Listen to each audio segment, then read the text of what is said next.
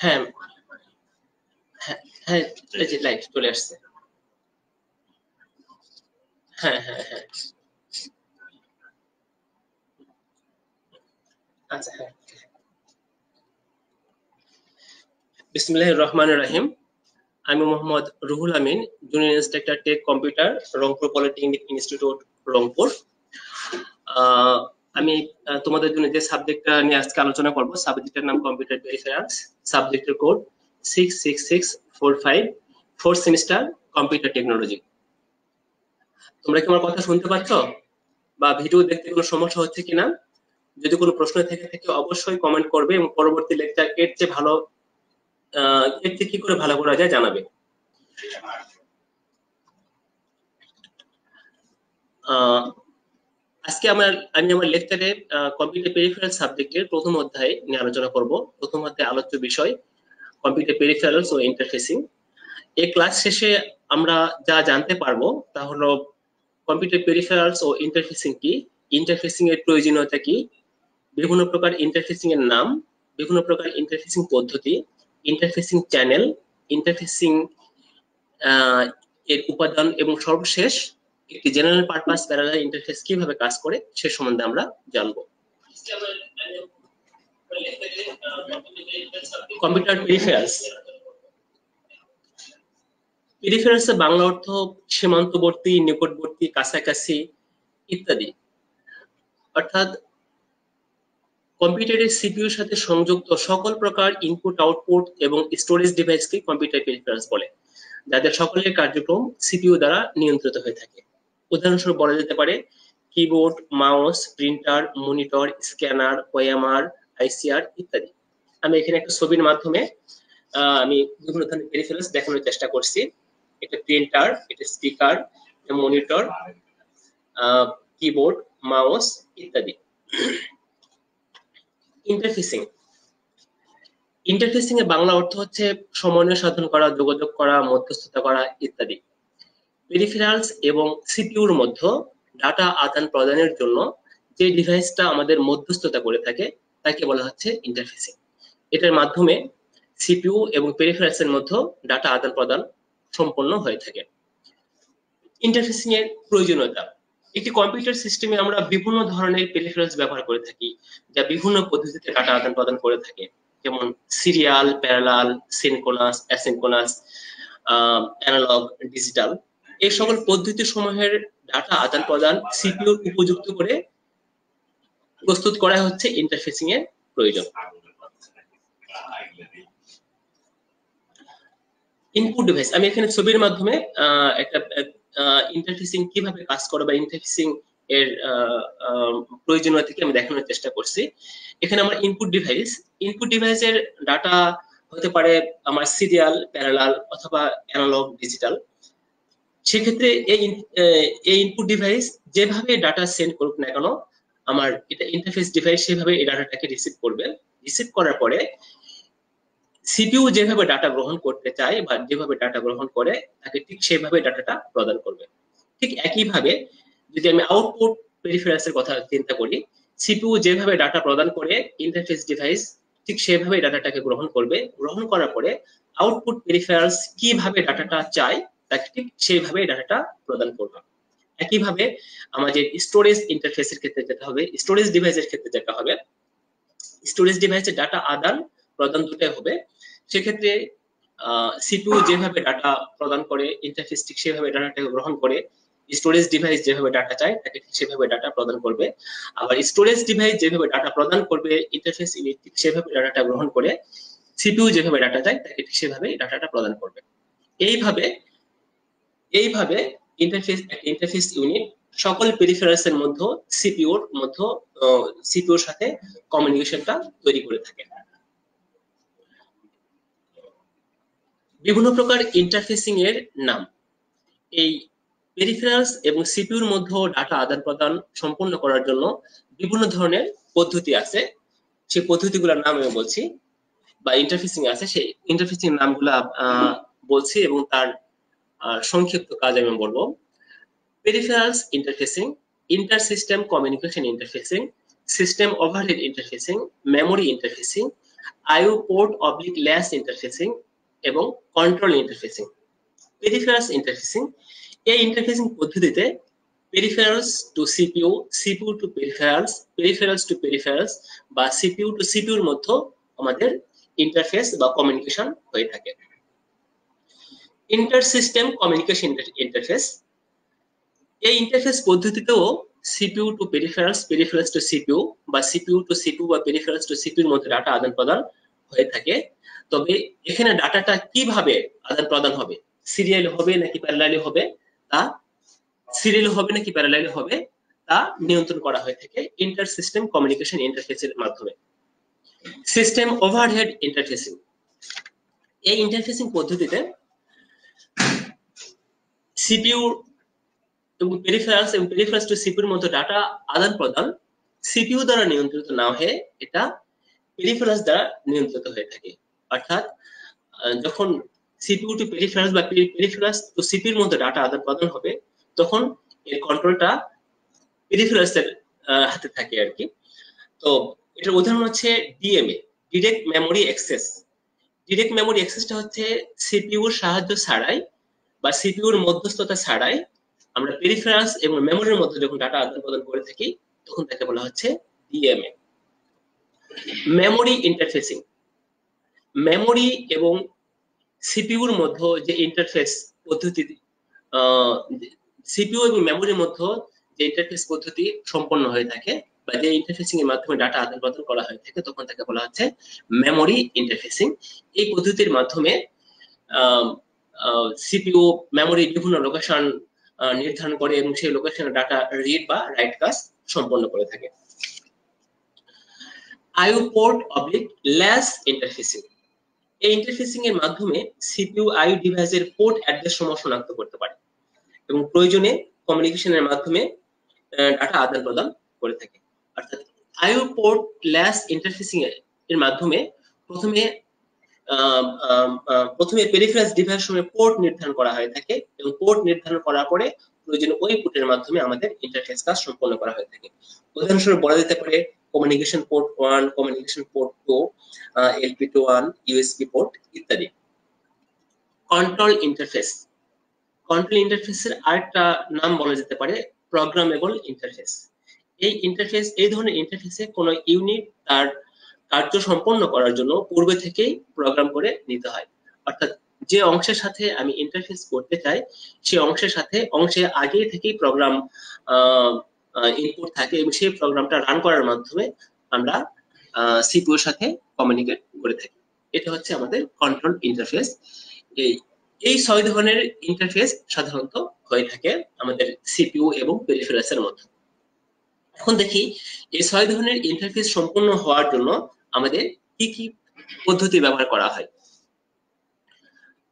CPU to peripherals এবং peripherals to সিপিইউর মধ্যে ডাটা আদান প্রদানের জন্য প্রধানত যে দুটো পদ্ধতি সেটা হচ্ছে ডিজিটাল ইন্টারফেস মেথড এবং analog interface method. Analog interface মেথডে পেরিফেরালস সমূহ সরাসরি সিপিইউর সাথে কমিউনিকেট করতে পারে। এখানে সিপিইউ যেহেতু ডিজিটাল ডাটা প্রসেস করে সেক্ষেত্রে ইনপুট এবং আউটপুটও আমাদের ডিজিটাল ইনপুট দেয় বা ডিজিটাল ইনপুট নেয়, সেই জন্য এখানে কোনো কনভার্টারের প্রয়োজন হয় না।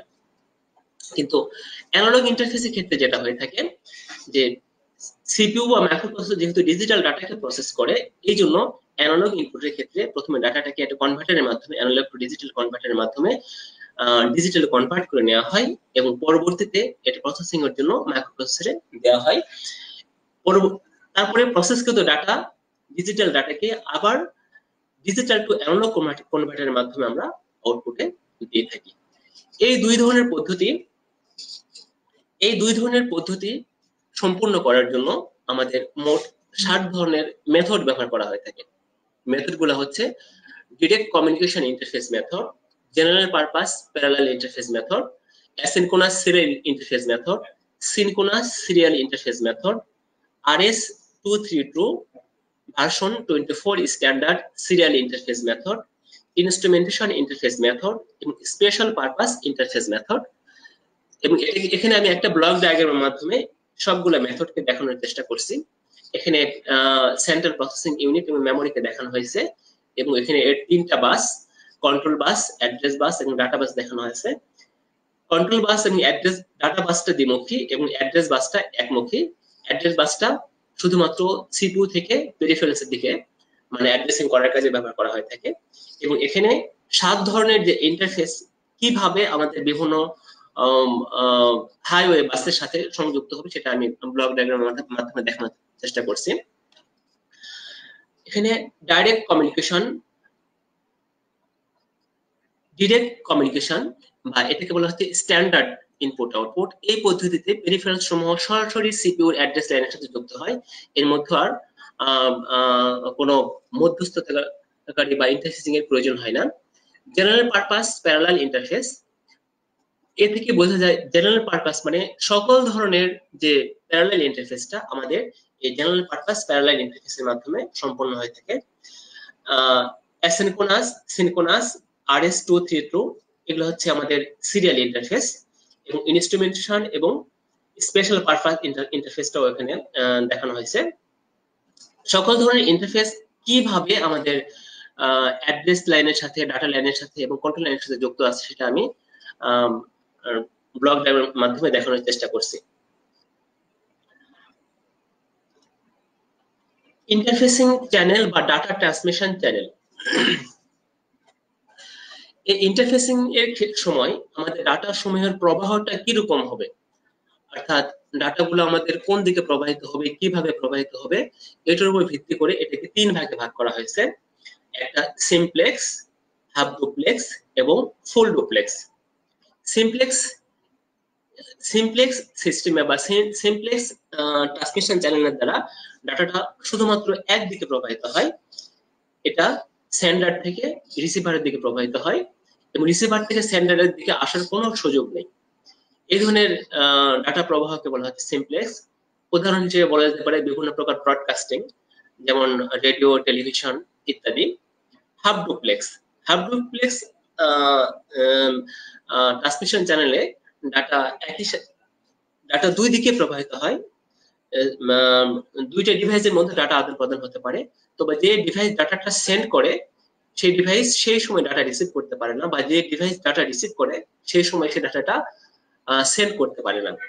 অর্থাৎ এখানে ডাটা আদান প্রদান হয় স্টপ এন্ড ওয়েট পদ্ধতিতে। একজন ডাটা পাঠানোর পরে পরবর্তীতে যখন সে ডাটা রিসিভ করবে সে তখন তার ডাটা রিসিভ করার জন্য তাকে ওয়েট করতে হয়। ফুল ডুপ্লেক্স পদ্ধতিতে একই সাথে দুইটা ডিভাইসের মধ্যে ডাটা আদান প্রদান হয়ে থাকে। এক্ষেত্রে মানে দুইটা ডিভাইস একই সাথে ডাটা আদান প্রদান করতে পারে। এর জন্য একজন ডাটা পাঠাবে বলে আরেকজন অপেক্ষা করবে, বা আরেকজন ডাটা গ্রহণ করবে বলে সে ডাটা পাঠাতে পারবে না, এমন না। এটার সবচেয়ে ভালো উদাহরণ হচ্ছে আমরা যে মোবাইল কমিউনিকেশন গুলো ব্যবহার করে থাকি বা টেলিকমিউনিকেশন ব্যবহার করে থাকি, এটা এই হচ্ছে আমাদের ইন্টারফেসিং চ্যানেলের কাজ। ইন্টারফেসিং এর উপাদান সমূহ পেরিফেরালস টু সিপিইউ এবং সিপিইউ টু পেরিফেরালস এর মধ্যে ডাটা আদান প্রদান করার জন্য আমরা যে ইন্টারফেসিং মডিউলটা ব্যবহার করে থাকি বা ইন্টারফেসিং সার্কিটটা ব্যবহার করে থাকি, এর প্রধান যে অংশগুলো আছে সে সম্বন্ধে আমরা এখন জানবো।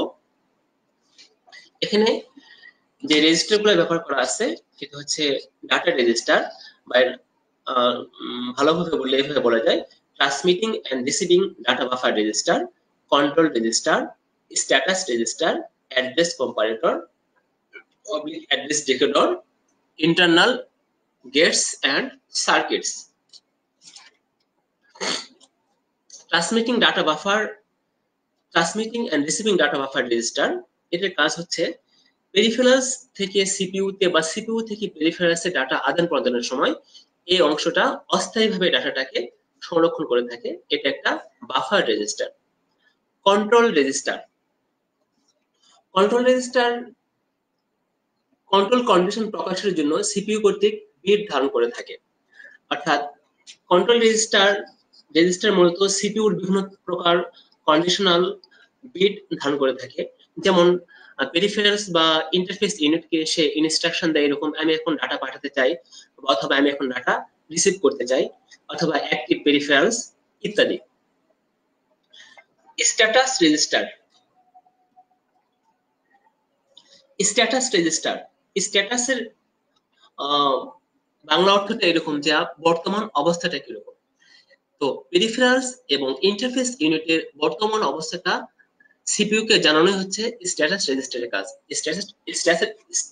স্ট্যাটাস রেজিস্টার সিপিইউ কে বিভিন্ন ধরনের কন্ডিশন নির্দেশ করে, এটা ইন্টারফেস ইউনিট এবং পেরিফেরালস নিজেই তৈরি করে থাকে।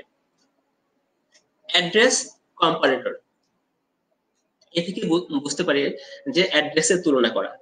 এক্ষেত্রে সিপিইউ যে পেরিফেরালসের জন্য অ্যাড্রেসটা ইন্টারফেস ইউনিটে পাঠায়, ইন্টারফেস ইউনিটটা সেই অ্যাড্রেসটাকে বিভিন্ন রেজিস্টারের সাথে তুলনা করে দেখে এবং যে অ্যাড্রেসের সাথে তার এটা মিলে যায় তার সাথে সিপিইউ এবং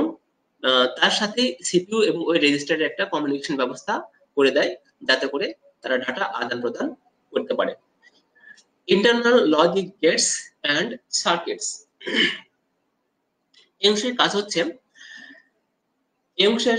কাজ হচ্ছে যে ইন্টারফেস ইউনিটে আমরা যত ধরনের রেজিস্টার ব্যবহার করছি, data register, status register, control register এবং অ্যাড্রেস কম্পারেটর, এদেরকে পর্যবেক্ষণ করা এবং বিভিন্ন সময় বিভিন্ন লজিক তৈরির মাধ্যমে সিপিইউ টু পেরিফেরালস এবং পেরিফেরালস টু সিপিইউর মধ্যে ডাটা আদান প্রদান সম্পন্ন করা।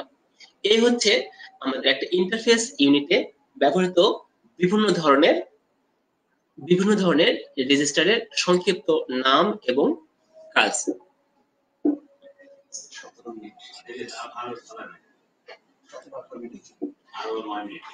জেনারেল পারপাস, এখন আমরা আলোচনা করব জেনারেল পারপাস প্যারালাল ইন্টারফেস।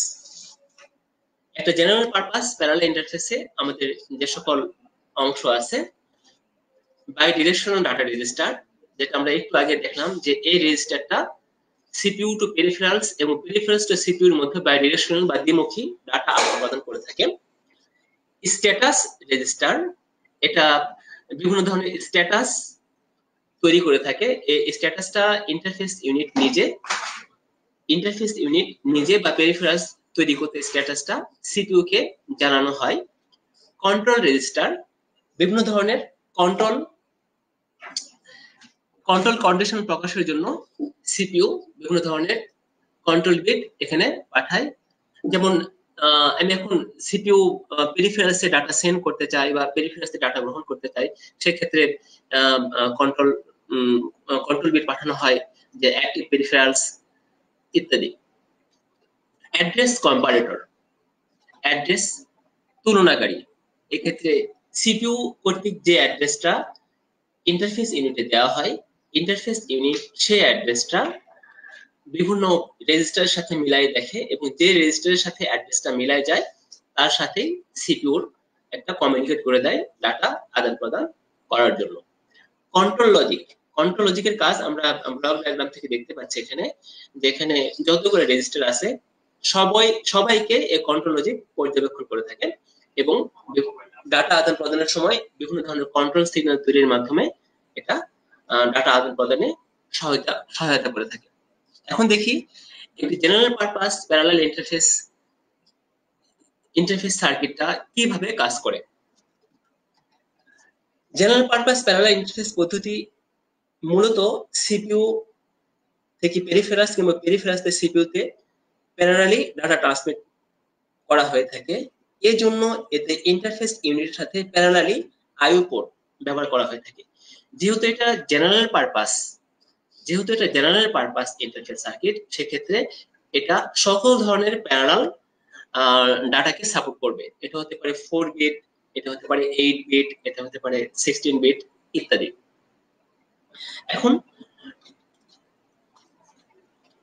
এখন সিপিইউ থেকে পেরিফেরালস বা পেরিফেরালস থেকে সিপিইউ তে ডাটা আদান প্রদানের সময়, সিপিইউ থেকে পেরিফেরালস ডাটা আদান প্রদানের সময় status register, control register, address comparator ইত্যাদি রেজিস্টার সমূহ পর্যায়ক্রমে অ্যাক্টিভের মাধ্যমে, পর্যায়ক্রমে সক্রিয়ের মাধ্যমে এবং কন্ট্রোল লজিকের বিভিন্ন প্রকার কন্ডিশনের মাধ্যমে সিপিইউ থেকে পেরিফেরালসে ডাটা আদান প্রদান সম্পন্ন করে থাকে। এই হলো আমাদের প্রথম অধ্যায়ের মোটামুটি আলোচ্য বিষয়।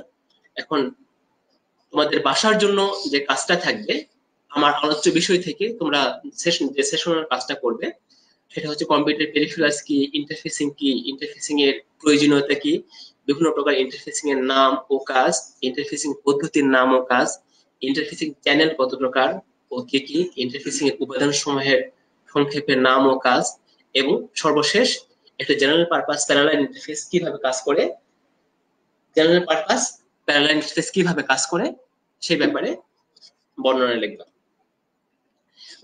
আমার পরবর্তী ক্লাসে আলোচ্য বিষয় থাকবে দ্বিতীয় অধ্যায়ের সিরিয়াল ইন্টারফেস, যেটা আমরা সকল ধরনের ইন্টারফেসের মধ্যে দেখলাম।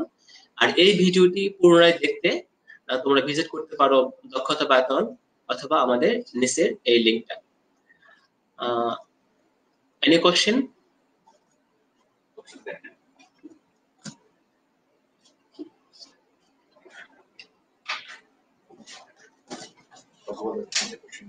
This is a